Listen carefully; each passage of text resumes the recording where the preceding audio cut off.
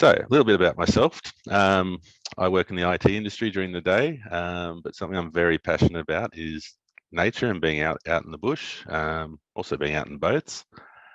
So I'm just a citizen scientist, a nature lover. I've got no formal qualifications in this area, but love to be out in the bush, love being out with my friends in the bush and my family. Spend a lot of time out, particularly in the Yarra Ranges after dark.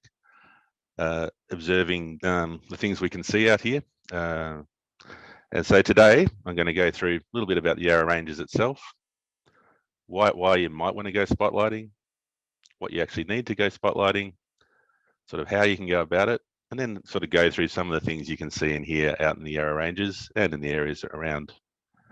Bit of a rogues gallery about, what's out there, some ideas about where you can start and where you can go, and then a few questions about what's next, perhaps the threats to some of these species and things like that.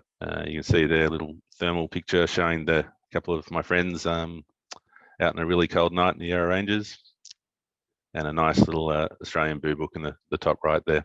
So the Yarra Ranges, what a fantastic area. So nearly 2,500 square kilometres. From all the way down in Listerfield Park in the very southwest, all the way out to Matlock and in the far northeast. So I'm sure many of the people in the Yarra Ranges were not entirely happy to be associated with Greater Melbourne during recent events, but yeah, it's amazing the sort of the range of habitats you get across this area. Everything from your really nice old growth wet forests, the mountain ash and mountain grey gum, that sort of thing. You got snow gum woodland up on Donabuang and out near Matlock. Lovely heathy woodland forest down Kirthkiln, that sort of area, and some of the drier foothill forest up to the north and on the northern sort of slopes. And so look at that tree cover percentage you've got across the Yarra Ranges. Coming from Greater Dandenong where I am, there's about 10%, if that, of fairly degraded tree cover across our local government area. You've got significantly more than 50% of tree cover across the LGA, which is fantastic. And there's certainly a wide range of sort of birds and mammals and other critters to go out and find here. If you live in the Yarra Ranges and spend a fair bit of time out and about, you'd probably get a list of 200 birds and maybe 50 mammal species, probably plus quite a few frogs and lizards and other things, which is pretty cool. And thanks Google for the range map of the Yarra Ranges. So why go spotlighting? Why would you go out in the forest at night, away from the warmth of the couch at home or the TV? Well, for me, there's a number of reasons. One, you get to see a part of Melbourne you don't otherwise get to see. There's nothing better than being out at night in those really crisp, cool, cold sort of winter nights. It's really still. You can hear stuff for miles, and you get that wonderful smell of fresh air. For me, I've always had an interest, but I did get back into it quite heavily. Not too long after my son was born. We were very lucky that was a fantastic sleeper, so I didn't feel too guilty about sort of once he'd gone to bed, just ducking out. Live in the southeast suburbs, ducking out for a couple of hours, poking the light around, and then coming home. And you can see some really cool stuff, like the two critters on this screen here, the sooty owl and the leadbeater's possum, and it's pretty close to home. If you do live in the Yarra Ranges or nearby, you could be 20-minute drive and be somewhere really good to have a look. Often, like these creatures, like the sooty owl, something I read about as a kid. I thought there's no way I'm ever going to see one. They seem to be denizens of dark, dank gullies, and they're really rare. But you find when you go out that they actually, they're found across a wide range of habitats. They may have their home, their den, or their hollow in a shaded gully, but they often go out hunting in all sorts of other areas. So you find stuff that doesn't always match what you read in the books. You get to actively contribute to the conservation of threatened species. So by logging records of leadbeater's possum or other things, you can greater gliders, you can help protect their habitat. It's also a really good thing to do in winter. That might seem odd because it's very cold, but I always say you can dress for the cold. And the best thing about winter is the lack of daylight savings. So you can sort of be up in the forests at 5:30 at night. It's already dark. You can spotlight for a few hours and be home in bed by midnight. Whereas in the middle of summer, it's not even properly dark till well after 9:30 at night. So by the time you do a few hours spotlighting, you sort of coming home at a very early hour of the morning, which is not ideal. And finally, you see and hear some pretty amazing stuff. So I'm going to start, just hopefully this works, play a little sample of some sooty owls duetting to each other.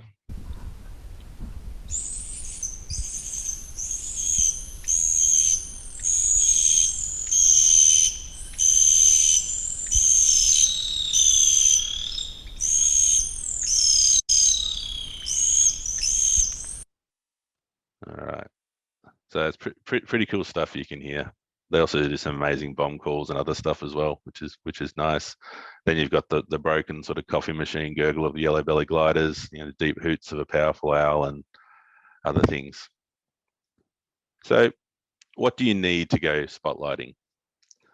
Some would argue you don't actually need anything at all. You can just go out and listen and walk through the bush at night.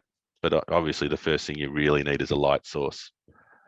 And the best light source is probably a head torch. The closer the torch is to your eyes and your line of sight, the more easy it is to pick up eye shine. And often with these critters, it's the eye shine you sort of see first, and that's how you can narrow into them.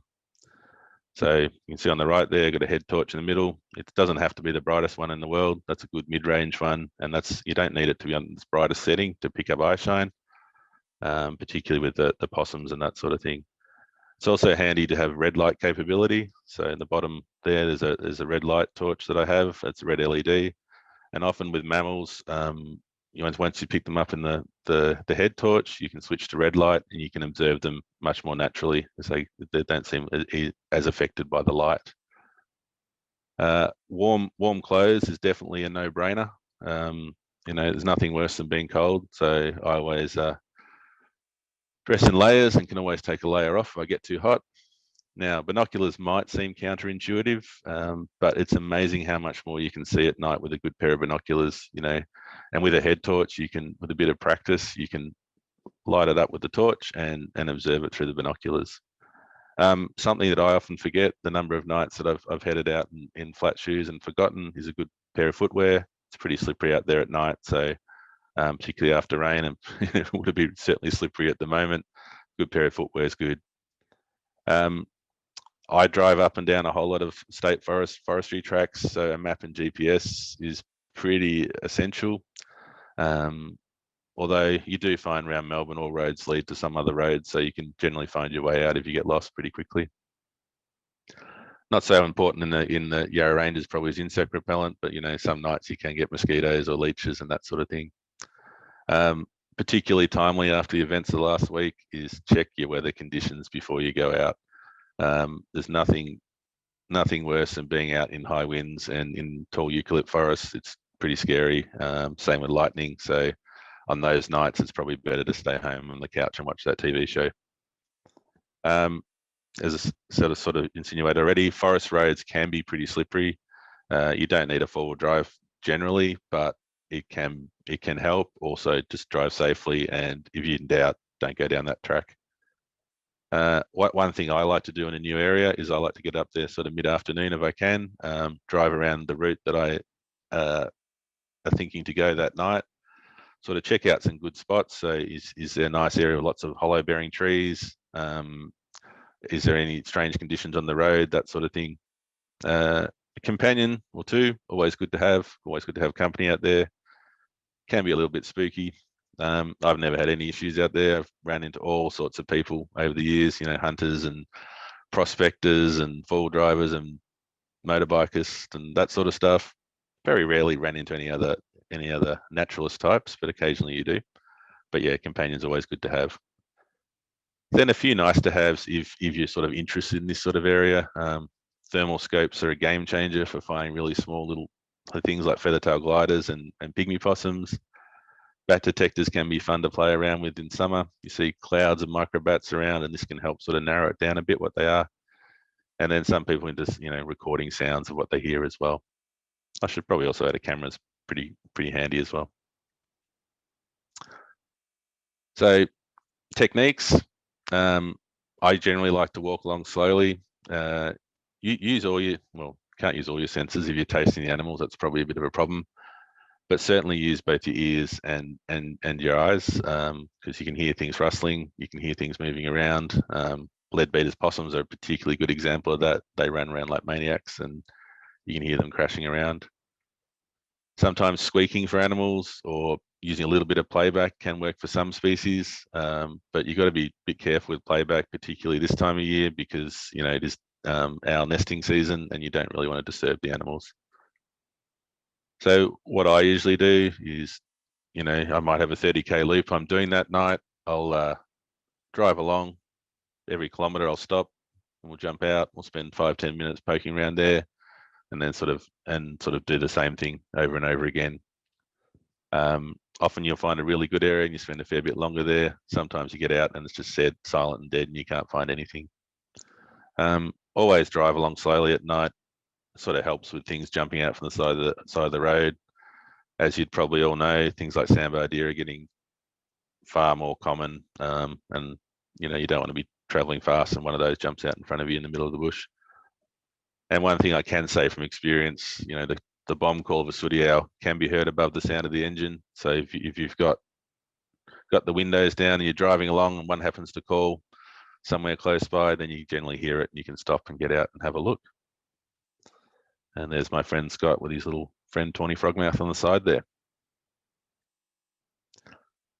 So let's move on to what you can see in here in the Yarra Ranges. And look, this isn't supposed to be a definitive list of what's out there. It's just some of the cool stuff you can see.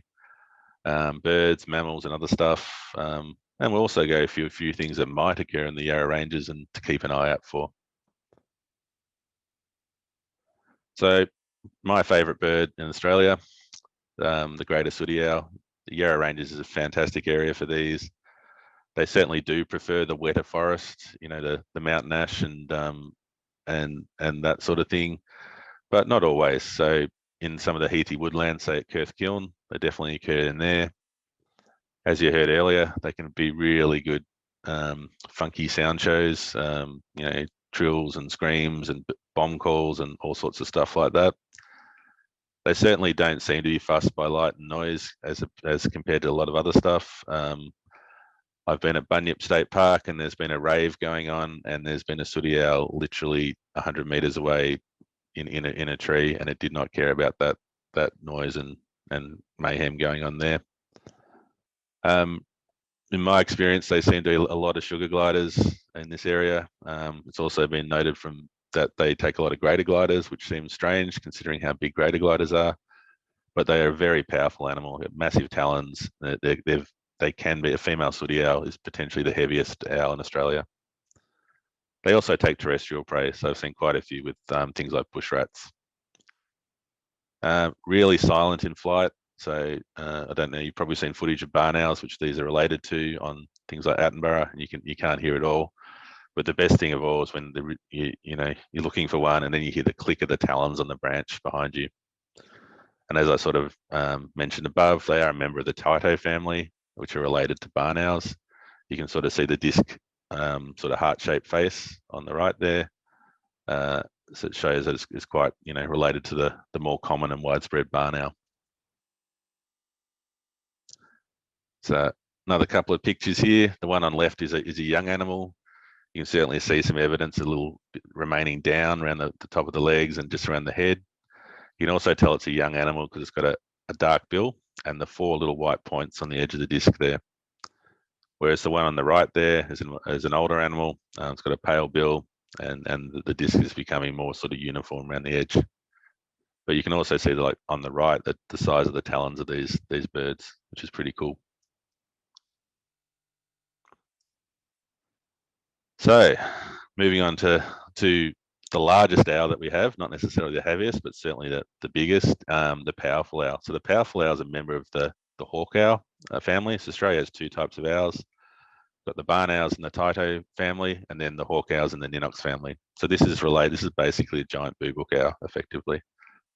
I always say that powerful owls are much easier to see in suburban parks than they are out in the bush. So I've done many nights spotlighting. I never use playback for powerful owls, but the number I've seen out at night spotlighting is very small, as opposed to the number I've seen in suburban parks, along the Yarra River and down in on Creek and that sort of thing. There's pretty good populations. They certainly seem to prefer the drier slopes to, say, the sooty owls. So you often get them in sort of messmate, stringy bark type habitat on those northern slopes, and also in big sort of woodland tracts of area. They do need a large, generally a large range or a large amount of food. So yeah, they put a pretty serious dent in the local possum and glider populations. So you see them, they'll take stuff up to the size of brush-tailed possums. They'll also take large birds like currawongs and that sort of thing. They're in the middle of their breeding season at the moment, so there's very likely that the females are on, or the birds are on eggs at the moment, and they generally hatch around the shortest day of the year. So down the bottom left there's one seen at night with those sort of piercing eyes, not ears, looking down at me. And then one on the right, that's just taken the local suburban park to me. And again, look at the size of those talons. So picture on the left there is how you often see powerful owls during the day, the brush-tail or ringtail possum in their talons and sort of peering down at you. And on the right there, you can see why they're called a hawk owl. So that side on profile, face picture looks very similar to, say, a harrier or some other sort of hawk there.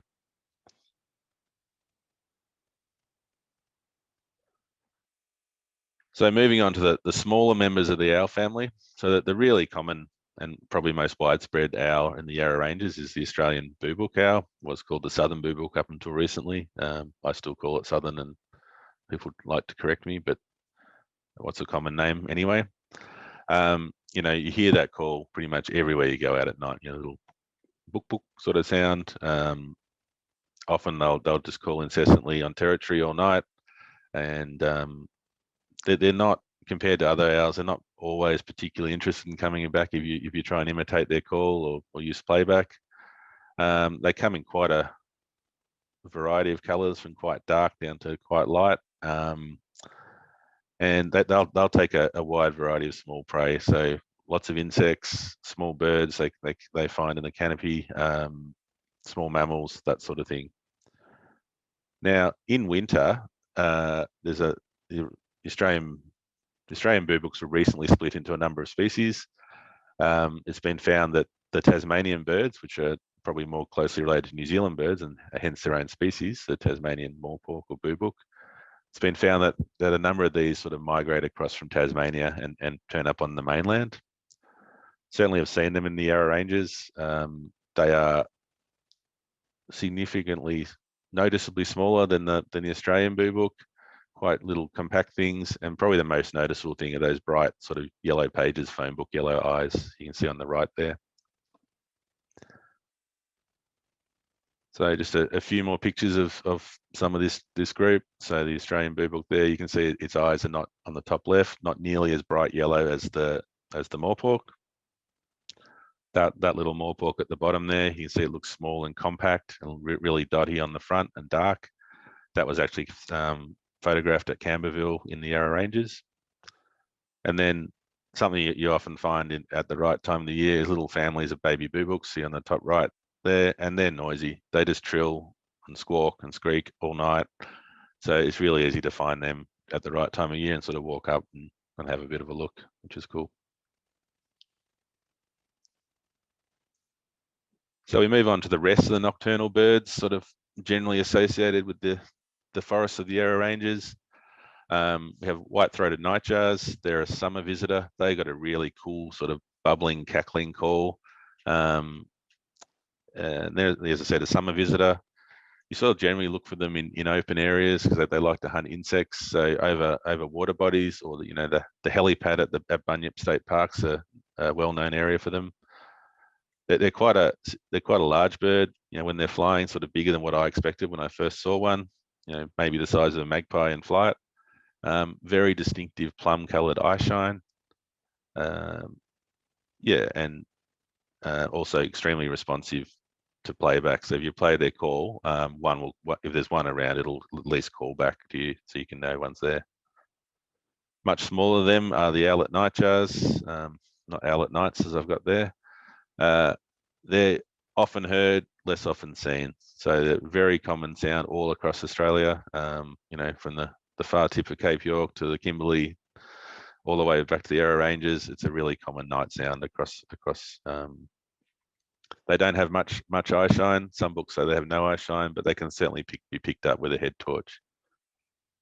And of course, tawny frogmouths. Everyone knows them. I always think they're pretty dopey and boring during the day, but at night they're quite impressive, and they're quite easy to walk up quite close to as they're going about their hunting, and they're eating insects and things like frogs they can find on the ground, that sort of thing. Thing about all these three species, they do like open areas to hunt. So often see them along roads as you're driving along, because they'll come out to hunt along that in that open area. So a little owlet nightjar there on the left, and because I don't have any decent pictures of white-throated nightjar, a friend of mine lent me a really lovely picture that I'm jealous of, just to give you guys an idea. So during the day, the white-throated nightjars will generally roost on the ground somewhere, and they rely on their camouflage. They also nest on the ground, and their nest is really just a scrape in the dirt where they lay the eggs. All right. Now we're getting to the mammals. You can see now we're all familiar with the common furry stuff. You know, your wallabies, kangaroos, and wombats. And I think if you live in the Yarra Ranges or anywhere on the outskirts of Melbourne, you'd be pretty familiar with how hazardous these things can make driving at night. So drive slow and drive safe. Obviously, there's also now feral things that are also contributing to that hazard. Ringtails and brushtails, obviously common. I get both in my suburban yard here, and yeah, they make good owl food. Is my take on it. And of course, the little yapping of the sugar glider, another very common night sound. It sounds like a small dog just yapping in the distance. So moving on now to some of the smaller gliders you can see in the Yarra Ranges. So recently, what we've called the sugar glider my whole life has been split into a number of species by scientists. The one down in the southeast here, they're calling the Crefts glider. I'm not sure why they decided to name it after an old white guy, but here we are. It is definitely the most common of the glider family in Southeast Australia. As I said earlier, often heard yapping. People often say that sugar gliders have white tips to their tail. That's certainly not always the case. A lot of the ones in the Yarra Ranges don't, but as you go north, you often find more and more of them do have that white tip. They're relatively slow moving, so they do look a little bit like a leadbeater's possum in some ways and angles, but if something's running around like a maniac in the tree, it's probably a leadie. If something's just sitting there dumb and dopey and looking at you, it's probably a sugar glider. Again, scientists have split feathertail gliders into two species, the narrow-toed and the broad-toed. It's really hard to tell the difference. In theory, both probably occurred in the Yarra Ranges. I've only definitively recorded the narrow-toed, and really the difference between the two is a tiny little bit of the tail tip and the little pads on their toes. You need a really good photo to separate them. I think, as I said earlier, they're much easier to find with a thermal camera. So I've done over 100 nights spotlighting in Bunyip State Park, 3 times with just a spotlight. I have found feathertail gliders, 3 out of 100, not very good. But I've been with a friend who has a thermal, and three out of 3, we found feathertail gliders. So I think they're common. They're just hard to pick up with the spotlight sometime. And you see that sugar glider in its nest box there. Just want to take you to take note of how neat that nest is, and we'll talk about that compared to something else a bit later. So just a few more pictures there. You can see that the body of the feathertail glider is not much bigger than my thumb, whereas sugar gliders are a little bit bigger. Then we got the larger gliders. Moving on a bit, as I mentioned earlier, yellow belly gliders have a crazy call. I think someone sort of associated it with a broken cappuccino machine, but they're quite a familiar sound. They generally seem to like the the drier slopes, but it's a pretty common sound all through the Yarra ranges. Greater gliders are the largest of the gliding possums, and by comparison, they're silent. So very occasionally you might hear a little cough from one, but they're just big silent, and they spend most of their time just eating leaves and are pretty dopey. Really distinctive eye shine from the greater glider. You can pick them up in a head torch from well over 100 meters away, and you just know that it's a greater glider. And for both these species, when they glide, you hear this thump as they land against the trunk and generally run up the trunk. Yellow belly gliders are quite aggressive, so they'll often come in and mob if you're playing an owl call, and they'll certainly call back and let you know they're there. And interestingly, when they've studied deposits of owl pellets, say sooty owl pellets out in East Gippsland, they found greater gliders, which are significantly larger than the yellow belly glider in that sort of deposit, but very little evidence of yellow belly gliders. So maybe owls think they're just too much effort because of their aggressive nature.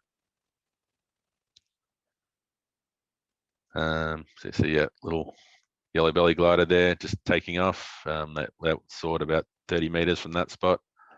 It's pretty impressive. And as you see up in the top right there are different color morphs of the greater glider.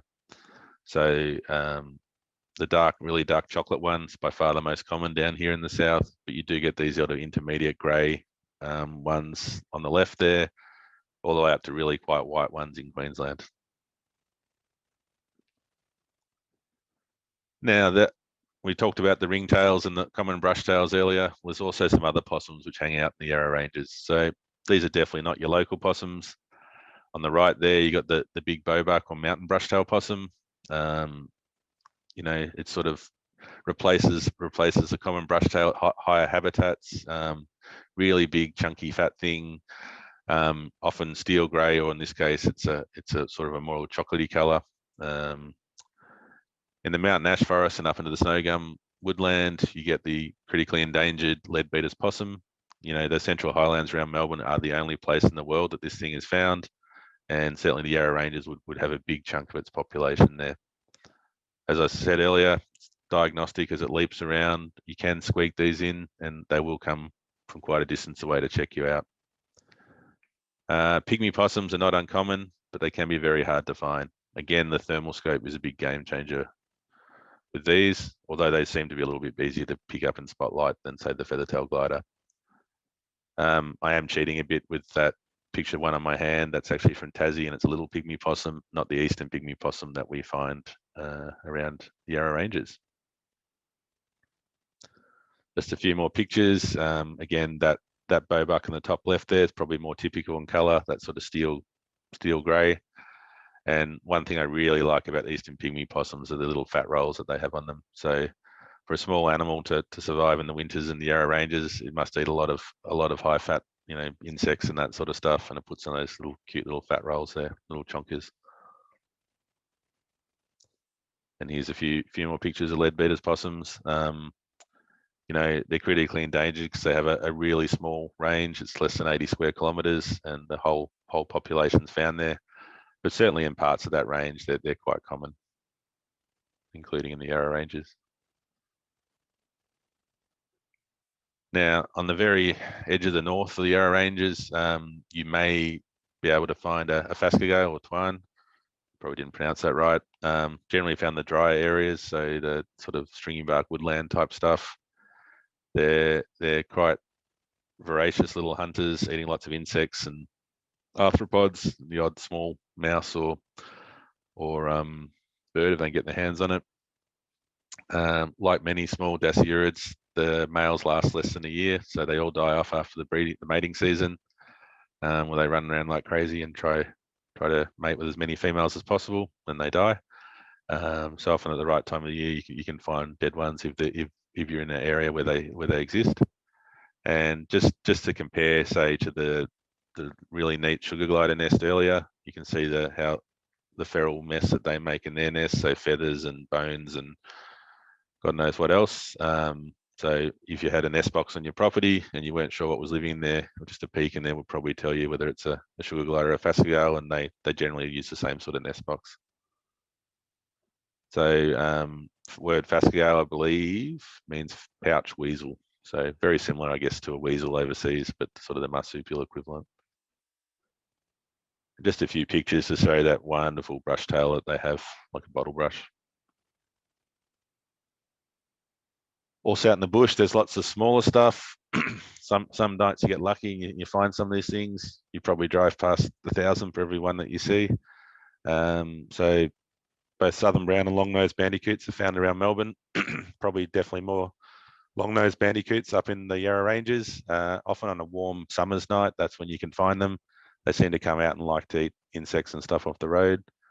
Antechinus, there's probably 2 species in the Yarra Ranges, the dusky antechinus you see down there and the agile antechinus. Much like the phascogale, the males live less than a year and die off after mating season. And you'll often find, dead agile antechinus as you're walking around in the bush after the mating season. It's also, when you think of rodents, you think of the introduced house mouse and black and brown rats, but Australia's got over 60 species of native rodent. A couple that are probably reasonably common in the Yarra Ranges are the bush and swamp rats. So other things like the broadtooth rat, which is significantly rarer. But yeah, you can certainly see these occasionally when you're out in the bush, and they're certainly more sweet of disposition than, say, some of those introduced feral rats. So Yarra Ranges, there's probably around 15 species of bat. Often on the summer, 14 species of market bat, and of course the grey-headed flying foxes.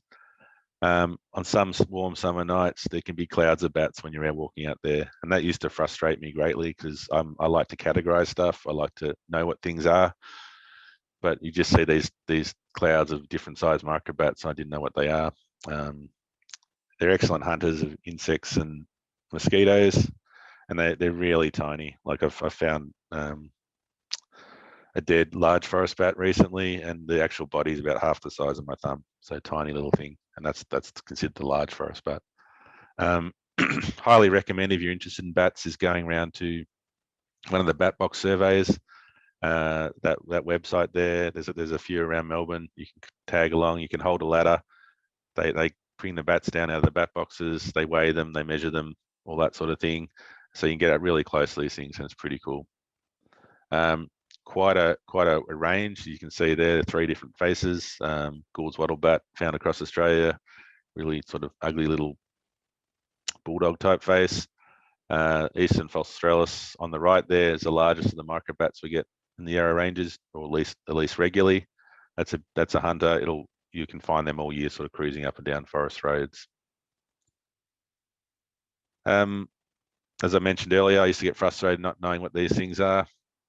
I still get frustrated with the bat detector. It just provides me a little bit more idea of what things are, but it's very hard still to narrow them down to species level. You also notice on the right there, this it's a whole nother talk in itself, but there's a variety. Bats speak in different dialects depending on which part of the country they come from. So the same species its call can look different depending where it's coming from. So frogging is also fun, particularly on those wet nights. Wet nights, not much is happening. You often get frogs hopping around all over the place. Thing I always say about frogs in Victoria, we've only got 35 species, so pretty easy to learn the calls of the common ones. Your brown tree frogs and your crinias and that sort of stuff, and of course the wonderful call of the smooth froglet or the Geocrinia victoriana there. So if you learn all the common ones, when you hear something that sounds different, you track that down. Again, there's plenty of frog watchers. So I know Melbourne Water runs them. Probably other water bodies do. So you can go along at night and find out about some frogs. There's also some really good apps. So the Frog ID app, you can download, record some calls, upload them. It gives you a good guess what they are, and then someone will come and assess it later and tell you what they really are. So good fun. And you can see that little frog there in the corner. It's just a recent morphling, and it's tiny. It's just sitting on the edge of my tip of my finger there. But that'll end up growing to probably maybe 2 or 3 inches long. So sort of going through the the more common things, the more stuff you can find out in the Yarra Ranges. Now, there's also some other species which either historically have been recorded in the Yarra Ranges or still potentially linger on in small numbers. So always worth keeping an eye out. And I'm always keen to hear any reports of these sort of species. Things like the spot-tailed quail historically definitely occurred in the Yarra Ranges. May still be the odd one kicking around. Mast owls, probably the odd pair kicking around. As same with barking owl. Things like giant burrowing frog there, it's endangered in Victoria, has been found as far west as Walhalla, but potentially, could occur in the Yarra Ranges, so always worth keeping an eye out. Broad-tooth rat's probably another thing that falls into this category. There certainly are small populations still kicking around, but always good to know about. So still moving on in the interest of time, sort of a bit of a rogues gallery to show some of my best photos. So we'll sort of go through that. I was only kidding about the best photos part, but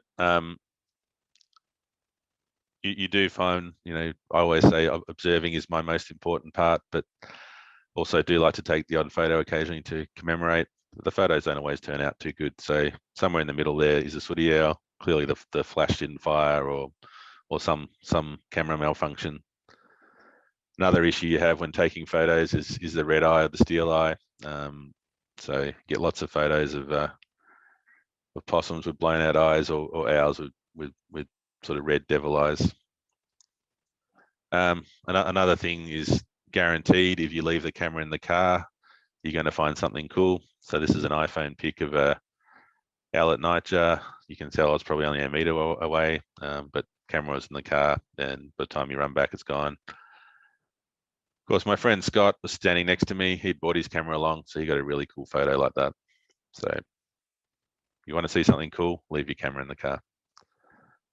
You also get lots of photos, blurry photos of things as they fly away, or you get things that are too far away. So I quite like this photo. It's a habitat shot of a leadbeater's possum in its sort of feeding area in amongst all the wattles, but yeah, it's pretty far away. Then, over time you start to get a bit better. So this is a young sooty owl. As I said earlier, it's got the 4 white points on the disc and the dark bill, but again, and a bit of fuzz around its head, but still not a particularly good photo. Then over time, things get better as you practice. So it's just all about time out in the country and practicing. And then you start getting some really good results. But I like these photos because they show the depth of the disc on the face of the sooty owl. So it uses that to help direct sound into its ears. So these things can easily hear stuff from hundreds of meters away. Really, really quite small stuff. And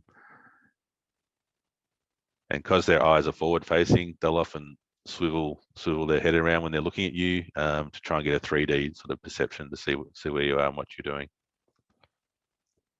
Yeah, some more sooty owl pictures. Borrowed this picture from my mate Kev. He was really excited to get his first decent sooty owl picture, and then it flew just as he pressed the trigger. He got it home all depressed, and he realised it was because a yellow belly glider in the top there had come in to drive the sooty owl off. So it's sort of a really good sort of behavioural shot, even though it's blurry and out of focus. And you get to see owls in all sorts of different poses. As I said earlier, sooty owls don't seem to be particularly perturbed by sound and noise, so they'll often hang around talking to you for ages, and you end up walking away from them.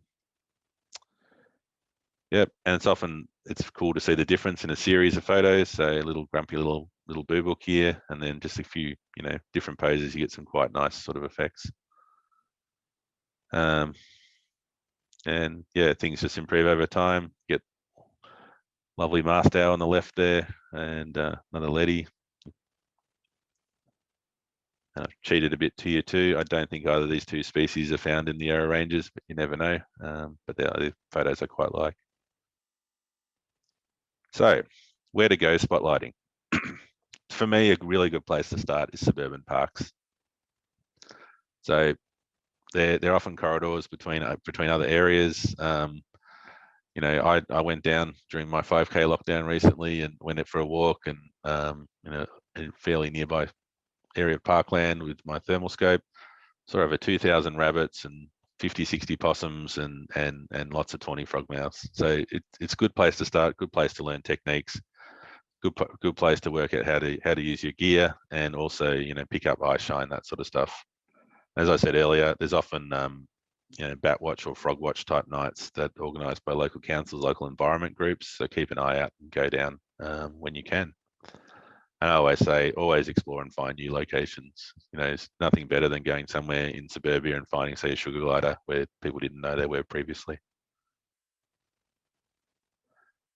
In the Yarra Ranges near Healesville, obviously, is Badger Weir. Nice photo there of the damage a few years ago. That's a really good place to start.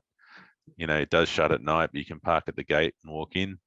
There's a really good place for greater gliders, both the two large forest owls and really close to civilization. You sort of drive there, go for a wander, come back to your car and either go home, or as I would be wanting to do, is go for a longer drive in the state forest into Yarra Ranges National Park. You know, nice sort of mood picture on the right there from that area. You know, it's a really good fun place at night to go for a wander. Yeah, and sort of my favourite areas are the various state forests through the Yarra Ranges, and, you know, just the areas just beyond. So, you know, Slangy, Yarra Ranges, Latrobe, Tarago, Nearham East, that sort of stuff. It's all sort of big contiguous areas of bush. So there's some really good habitat still in there, in amongst, you know, logging coops and that sort of stuff. So it is the core range of the Leadbeater's possum. You know, that sort of covers most of its known habitat.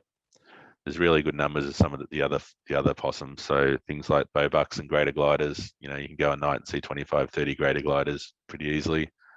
You get your sooty owls and your powerful owls, and you don't know what else you can find. Like, you know, had nights where you get feathertails and pygmy possums and other, you know, nightjars and cool stuff like that. So if you're going to Slangy, which is pretty close, try, you know, Wirrawalla or any of the wet forest areas. You know, there's plenty of tracks you can walk around. Again, you can try the technique of driving a kilometre, stopping, and just cover a range of habitats. Yarra Ranges itself, sort of Big Creek Road near Powtown's really good place, up on Donabuang, and then sort of out towards Camberville. Some really good habitat, some really good places to try. And my favourite place is, you know, Tarago State Forest for me. You know, it's a bit south of the Yarra Ranges, but where I live, it's an easy duck out from home for about 40-minute drive, and then I'm there. And, you know, the places around Melbourne, Central Highlands, it's really just a starting place. Once you get the bug for this, you know, I've travelled all over Australia spotlighting, but around, say, Victoria, you know, heading out to Cape Conran or East Gippsland, you know, it's sort of owl central. You get really good numbers of large forest owls. You get cool frogs like that Blue Mountains tree frog there in the top right. That sort of thing. Sort of Rawson, Walhalla, back end of, you know, Thompson Dam, Bawbaw. It's another really good area to go and explore. Then you head north. You know, you go into Box Ironbark, things like Rushworth or near Euroa. You get spotted nightjars, you get lots of phascales, and then you get the squirrel gliders. Now, if you look at that squirrel glider in the bottom left there, Victorian squirrel gliders have this massive, big doona, sort of fluffy doona of a tail. Really cool and really distinctive compared to, say, the sugar gliders we get around home here. Again, there's options to get on nest box surveys. So many years ago, I did the Lurg nest box survey. It was my first sort of time that I saw both squirrel and phascogales, which was pretty cool. But pretty much anywhere, just get out and give it a go. So I always say, you know, whenever I go on holidays, doesn't matter where it is, I always try and duck out for a night or two and just explore wherever we are. And you never know what you'll find. So, be remiss of me if I didn't talk about threats here. Obviously, invasive pests are a problem. You know, your foxes, your cats are obvious, but even things like sandbar deer, they get in there, they destroy, you know, stream banks, that sort of stuff. They're obviously a road hazard. They eat endangered plants. You can see in the bottom left there's a cat with a bandicoot. They take a huge toll on our wildlife. Foxes are the same or worse. You know, there's a reason why a lot of the small to mid-range mammals across the whole of southern Australia have become either extinct or endangered, particularly the terrestrial ones, because foxes are so efficient at hunting them. Broad-scale habitat destruction is obviously a problem. You a clearfelled logging coop's not going to be ideal for habitat for a very long time for things like greater gliders and sooty owls. They need large hollows to breed, and if trees aren't allowed to grow that age, and they don't get those hollows that we need. Also, intensive repeated fires. The Australian bush is adapted to fire, but when you get really, catastrophic fires again and again, time after time, then that causes changes in the habitat, and it's not ideal. And I've clearly missed off one very important threat here, but perhaps you guys can think of it. And yeah.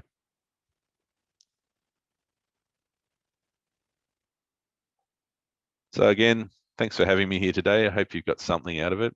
So thanks to all the people who come along with me, my wife and my son, for letting me go out, and for the critters putting on a show sometimes, and sometimes like that owl, showing me what they really think of me.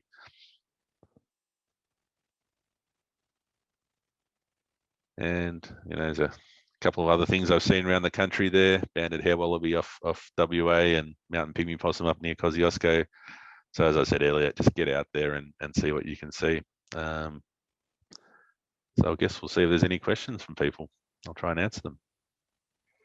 Thank you so much, Tim. That was fantastic. Absolutely loved it. I loved all the photos you had, and just amazing pictures. And I had said to you previously, but I attempted to do a spotlighting walk myself a few weeks ago, and I did okay. Sugar glider and a ringtail possum, so I was pretty pleased. But you've given me lots of tips and lots of things to think about to try and improve on that now.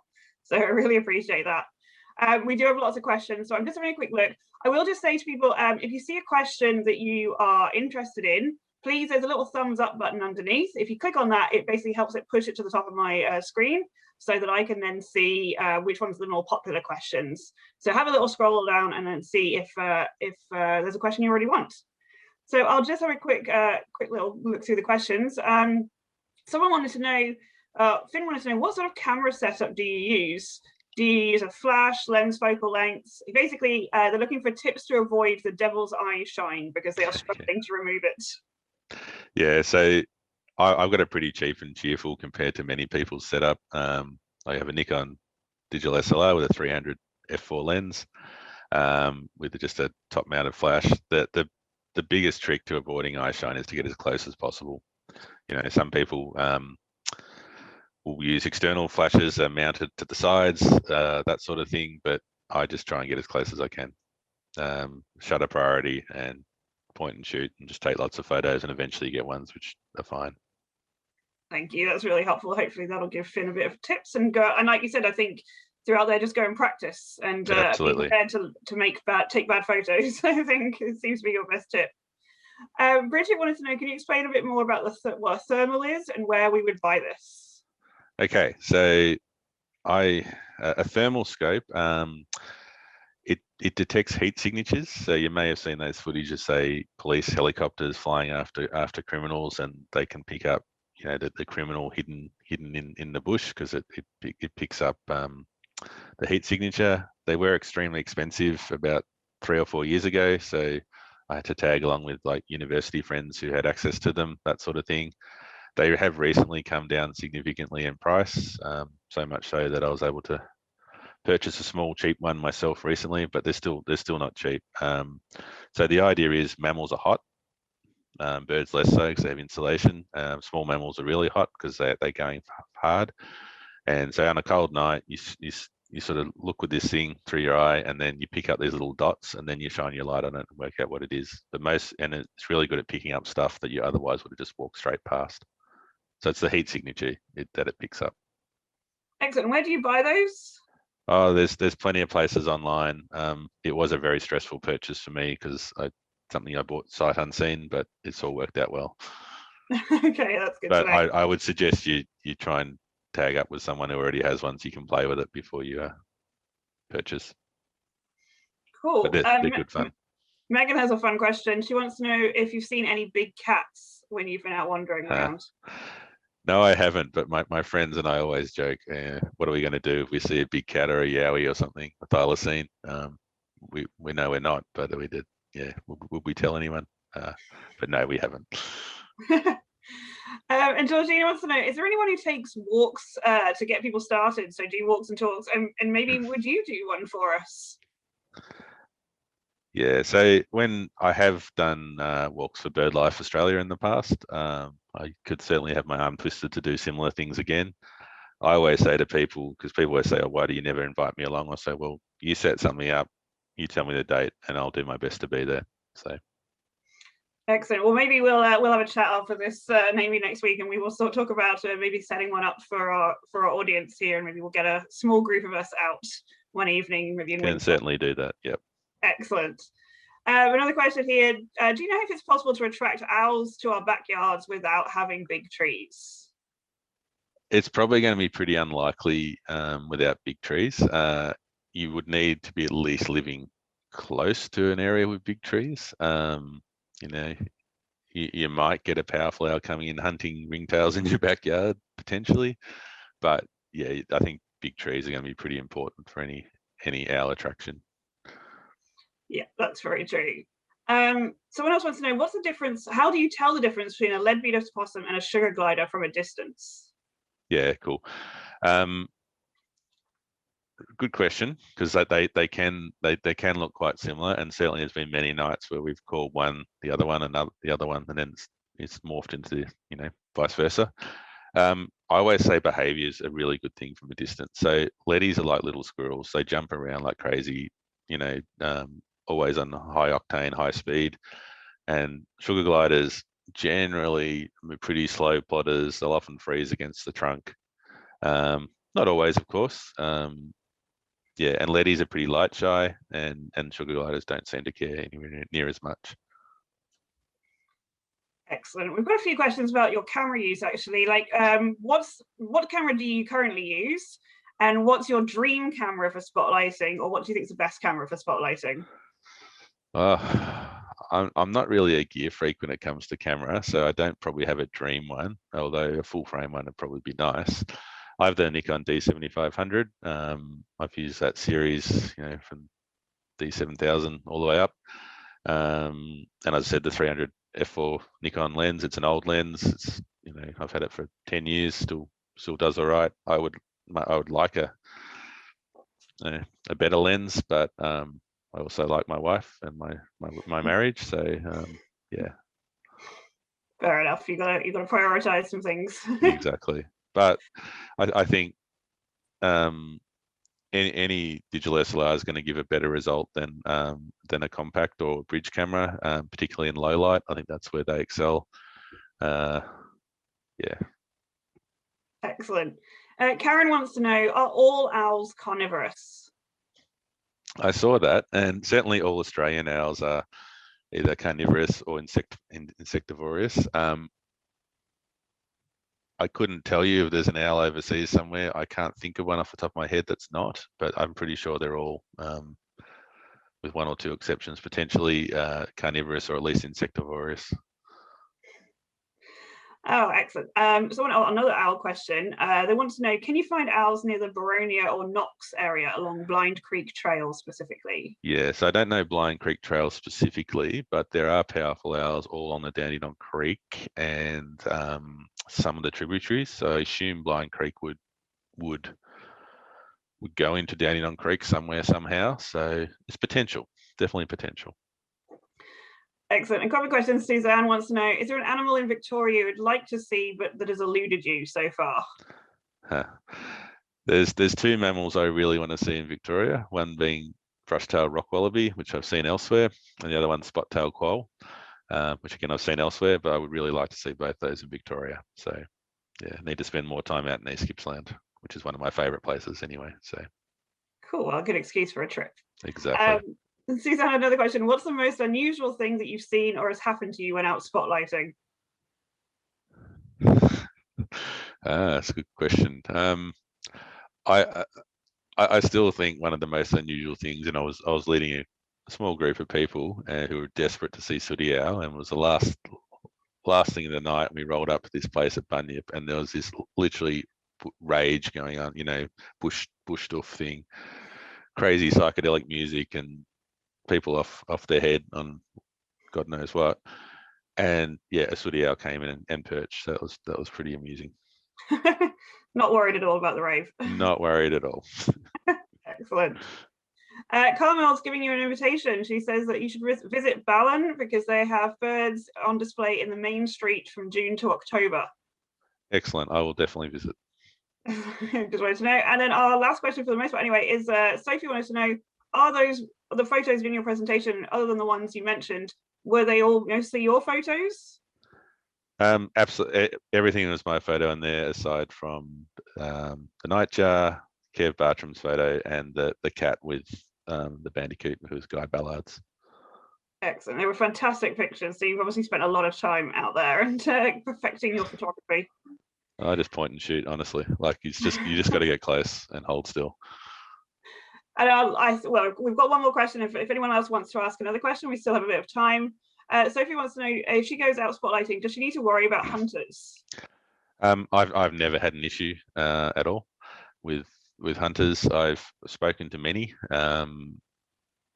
I stick to roads. I very rarely go off track, so I don't think it is an issue. But yeah.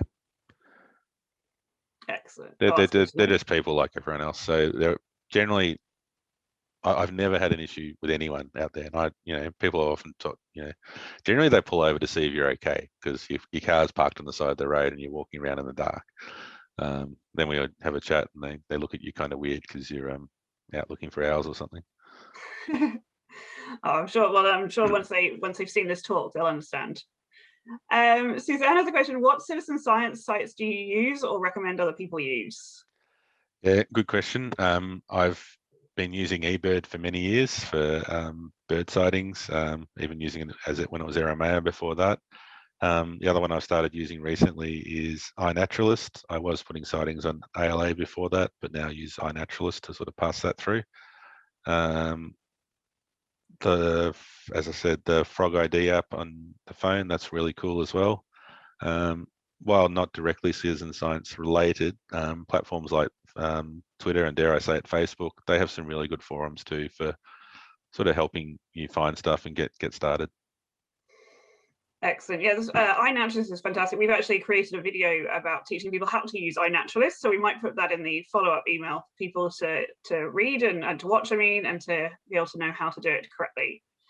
I said we were finishing questions, and then people have thrown in some more, so we've got a little bit more time. Plenty of time. That's great. Ron wants to know if there's any areas in Malakuta that you can recommend for spotlighting.